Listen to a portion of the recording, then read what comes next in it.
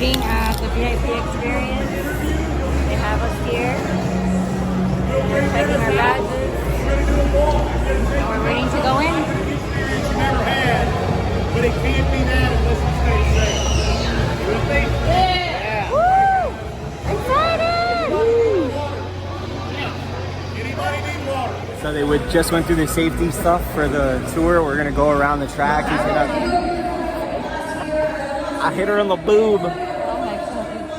Anyways, so we're going around the track with Dennis. He's gonna show us like around the track. We get to walk on it. They haven't put any trucks out on it yet, so it should be nice and smushy.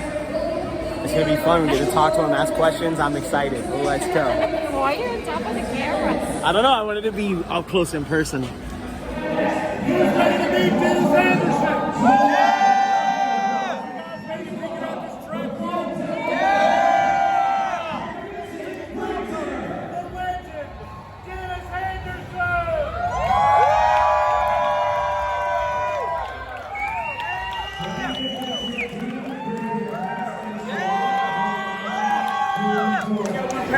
But you trust me, you don't want to go out there.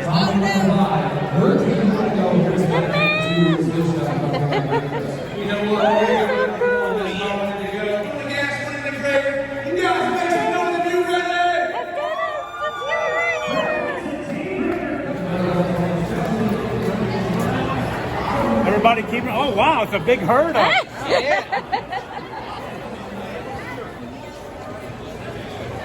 That's what we were talking about, Christian doing that. Yes, I wanted to see her today to tell her. Yeah.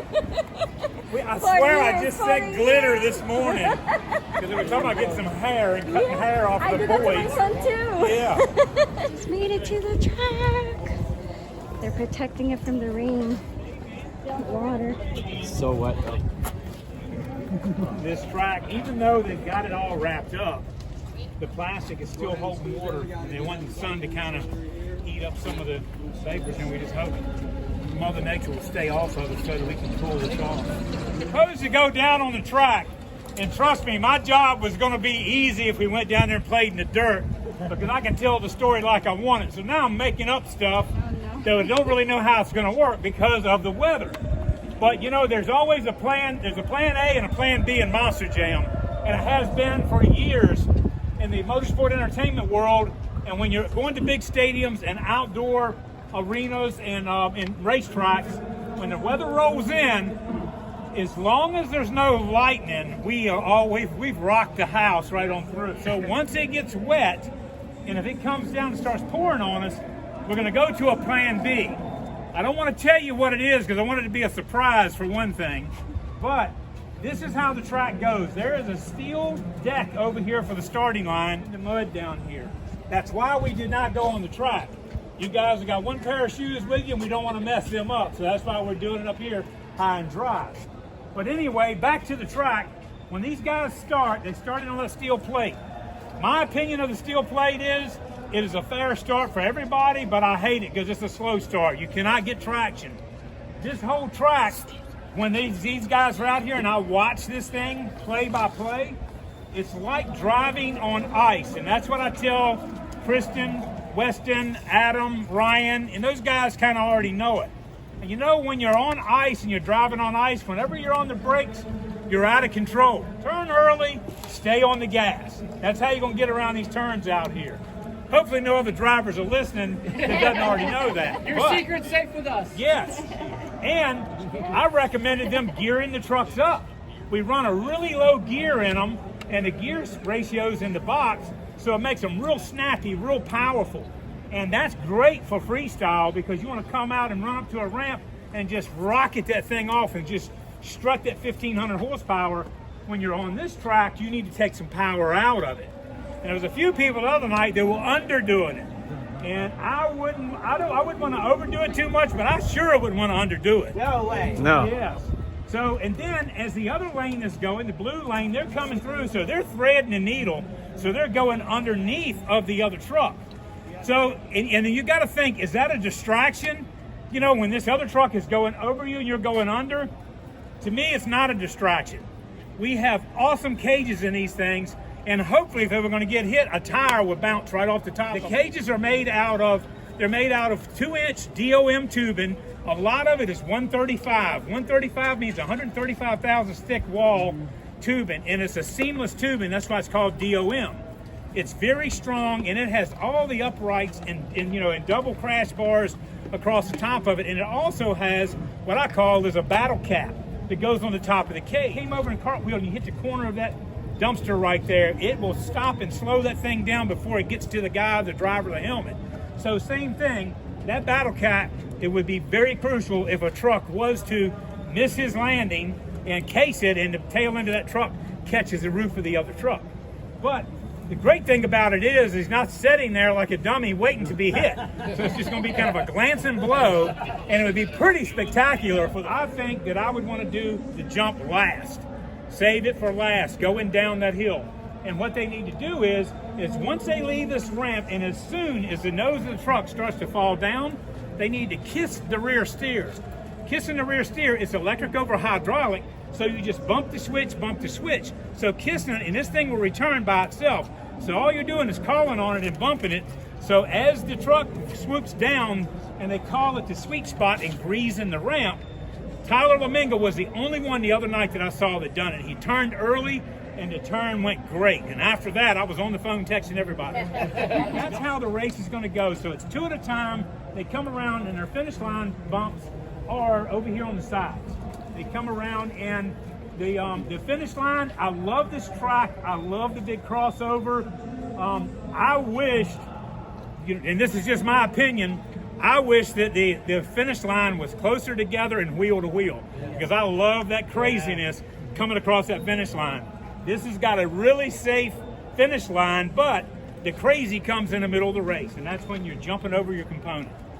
So is there any questions? Do you wish you were out there tonight?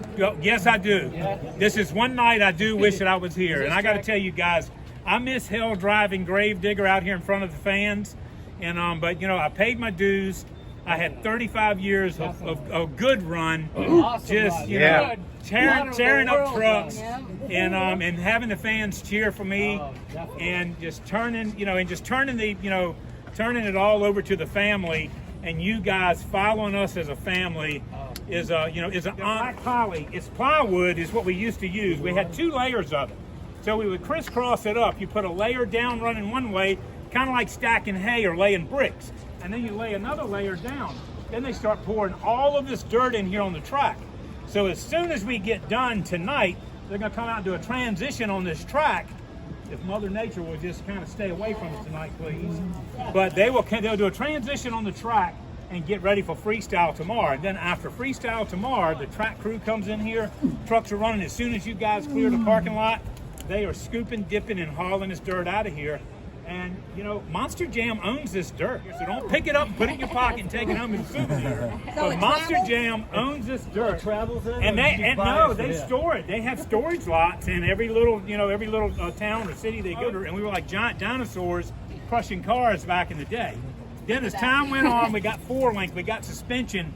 These trucks started flying high. We started lighting them up. We got trucks down to 8,400 pounds.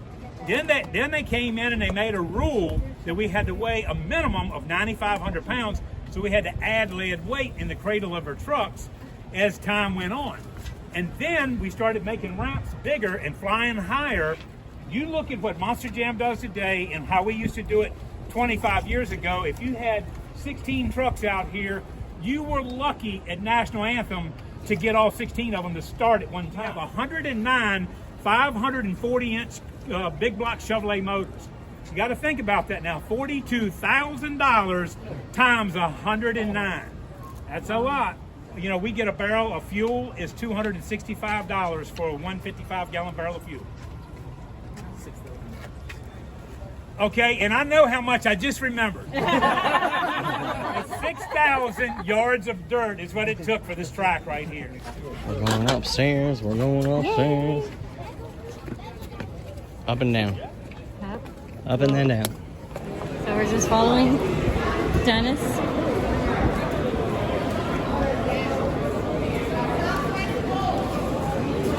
Bringing us somewhere. Oh, we got backlots. There's like the cute little Chuckies. don't know what to call them. The forklift area. This thing is sold out, and that makes me feel good. I'm honored to do this for you guys. That's what everybody's been talking about. So what's the old man going to do when he gets running his truck? Well, I'm always running my mouth, okay? I'm going to talk about trucks. I still play trucks.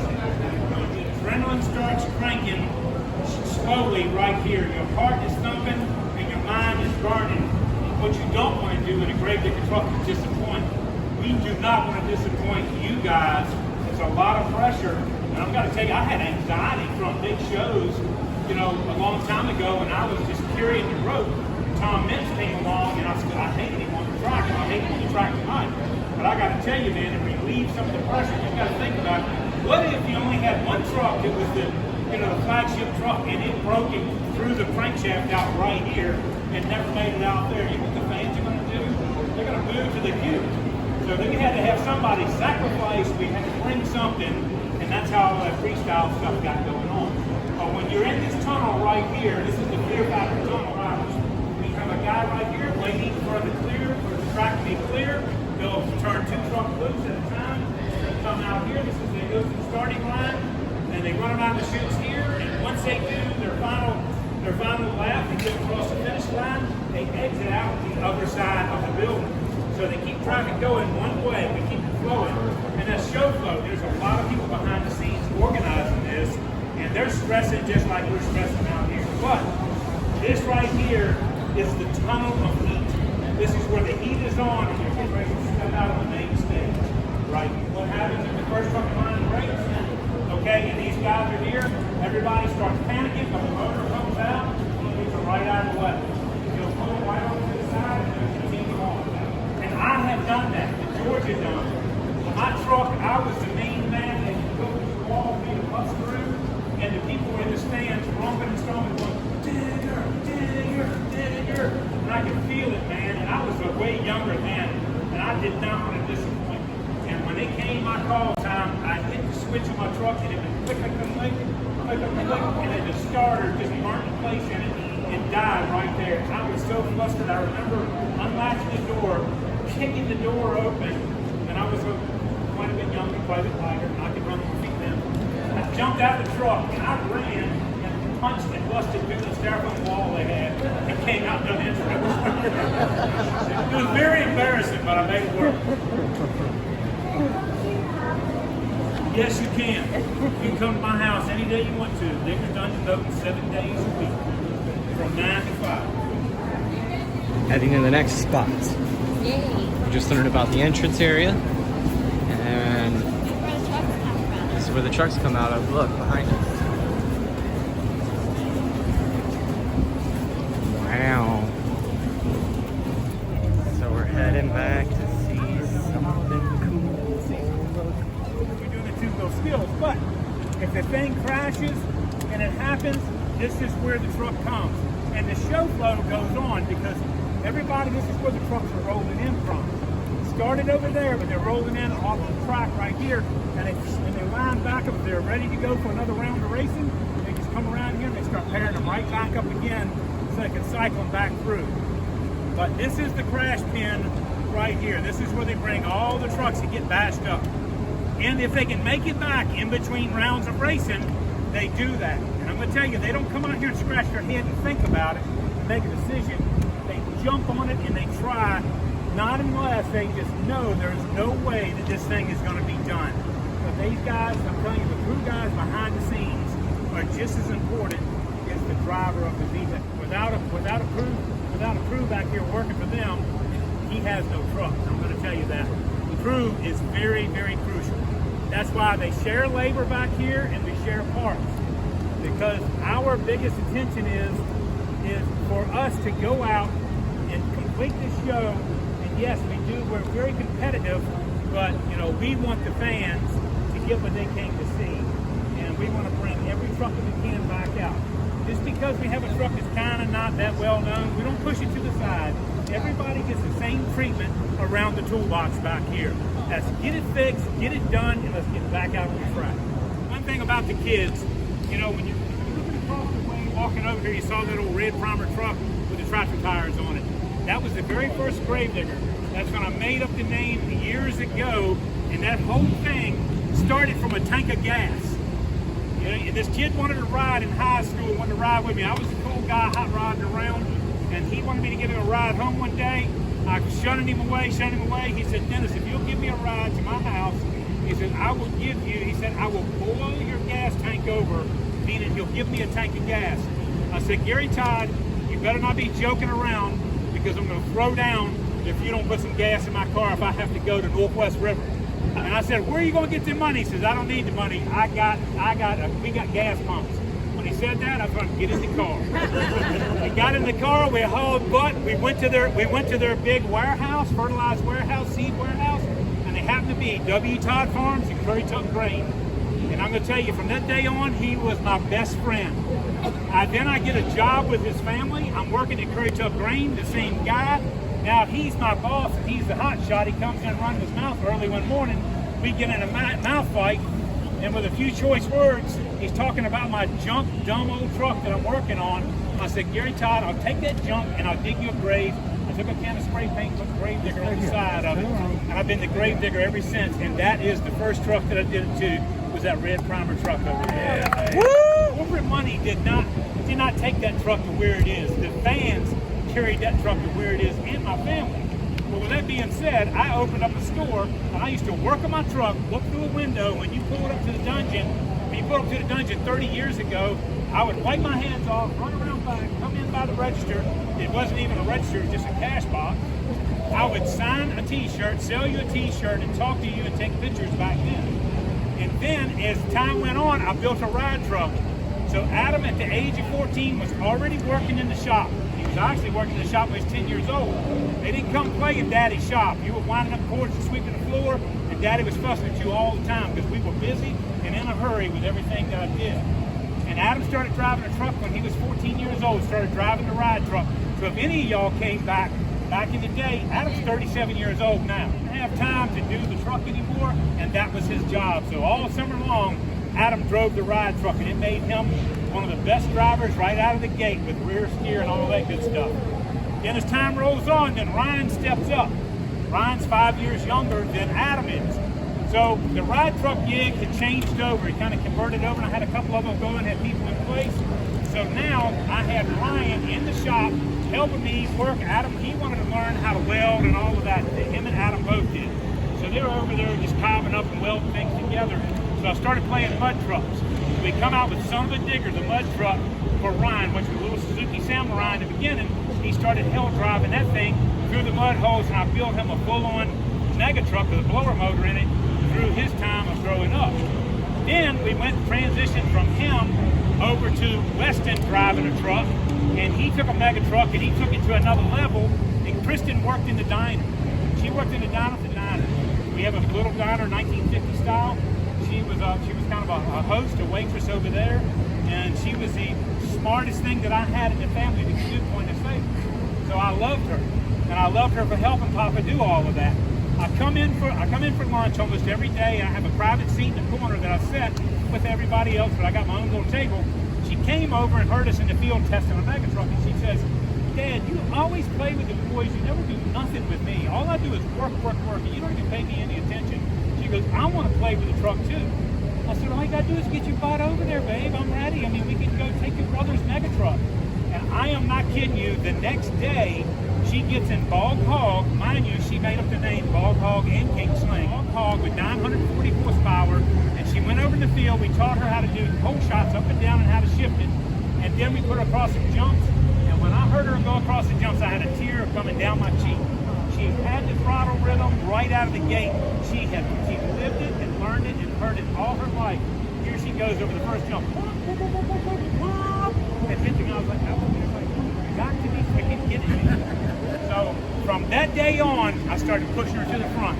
We got to go, girl. We've never had a Gravedigger driver, a female Gravedigger driver. Anyway, that's how Kristen slipped in the slot and got doing what she's doing. So the whole family carrying on, the legacy of where I started and what I've done.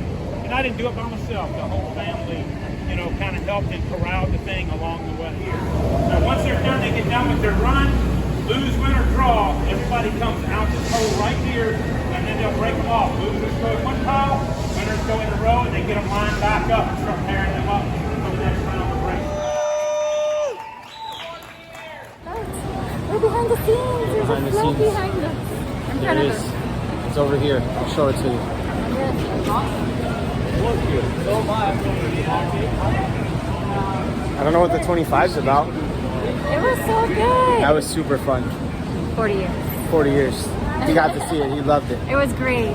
Did you get to record that part when you showed it to him or no? I think I was recording. All right. That's I awesome. hope so. Go ahead. So now they're letting us back out into the food court area and we're back into the pit party. We're back. That was so much fun. It was so good. You're being pointed at. It's this guy. This guy.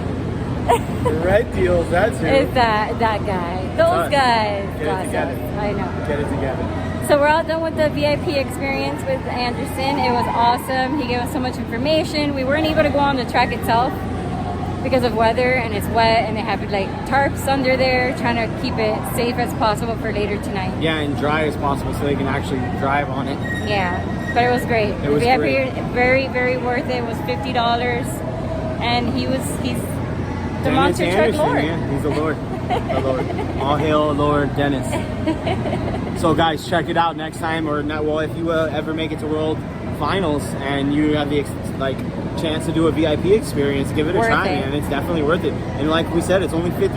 You know, you can't beat that. Yeah, it was really So good. we're out of here. Hope you enjoyed the video. Make sure you like, subscribe, Share, comment, the whole 9 yards. And Remember, comment 40 years. Everyone that watches it, 40 years, years. and then like it. 40. way Everyone we know who you're sees part of the it, fam. shave your mustache like this and Yes. send us pictures. Send us pictures. If you got 40 years. If you got the braveness. Like that guy. More videos to come. Bye. That guy. 40 years. 40 years. 40 years. Mine 40 barely made years. it.